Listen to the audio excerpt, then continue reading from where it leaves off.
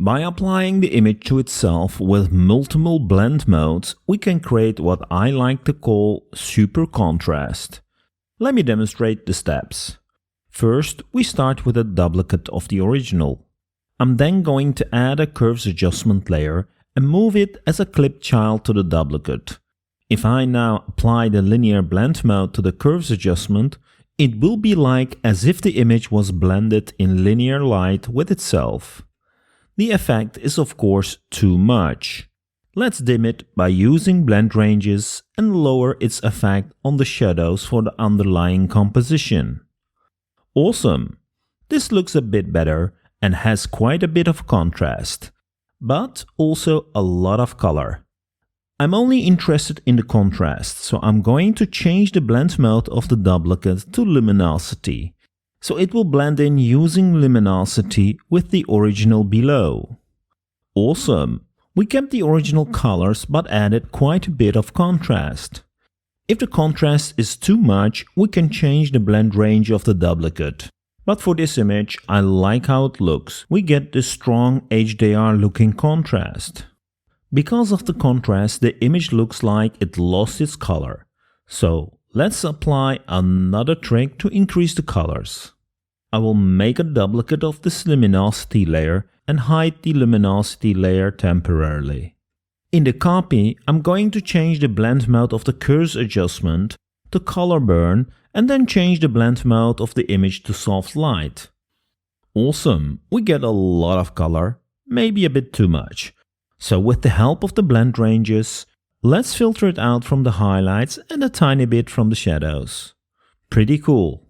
Let me move the layer in luminosity to the top and enable it to see the final effect. Pretty awesome. Super contrast at your disposal. Disabling the layers will reveal the before, and it's quite a change. As mentioned, if you think the contrast is a bit too much, you can adjust the blend range of the luminosity layer. Just for information for the power users among us, you don't need duplicates. You can also add the curves adjustment layers directly as clipped child layers to the original and then group them to add the luminosity and the soft light effect. Just like with the duplicates, you can modify the blend range of the groups. Anyway, let's continue on the subject. Is this a very special effect? I don't think so, as you can get very similar results by using, for example, a levels adjustment. Let me restore a snapshot I made earlier. So I have on the left the original with only a levels adjustment, and on the right we will have the result with the method I just explained. As you see, the difference is barely noticeable, and I can even fine-tune the levels adjustment to come even closer to our method. If we zoom in and turn on and off the original with the levels adjustment, we can see that there is a slight change in colors, which makes sense as the levels adjustment will only make the image lighter or darker and doesn't add any color. We probably would need to add another adjustment for that. As always, there are many routes to the same result, but this super contrast method makes it very easy to quickly get this contrast effect without too much hassle. Let's have a look at another example. I have already applied the method here, and let me turn off the layers so we can see the original. Awesome! In this example, I had lowered the effect of the luminosity layer for the highlights. If you go to the blend ranges and reset the blend range, we get this kind of conflict situation. The effect works very well with the background, but not so much with the model's face and shirt. So I'm going to add a mask to the luminosity layer and mask out the areas I don't want to be affected. Awesome! I also don't like the extra colors coming from the soft light layer, so I will duplicate this mask and move this duplicate to the soft light layer. Much better. Let's have a look at the before and the after. Freaking awesome! Just have a look how the background comes to life.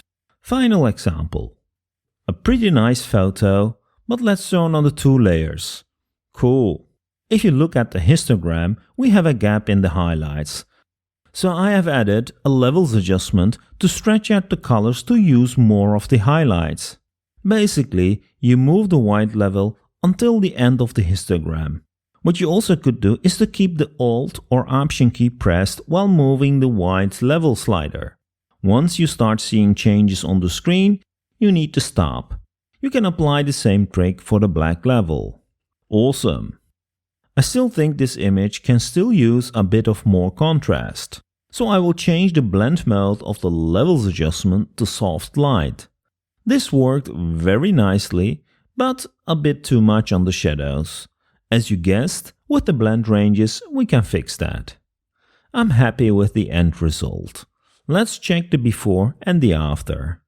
Compared to the end result, the original looks very flat. We did a pretty good job. By adding the contrast, we created a nice depth to the image. I hope you liked this video and thank you for watching. Keep safe and until the next video.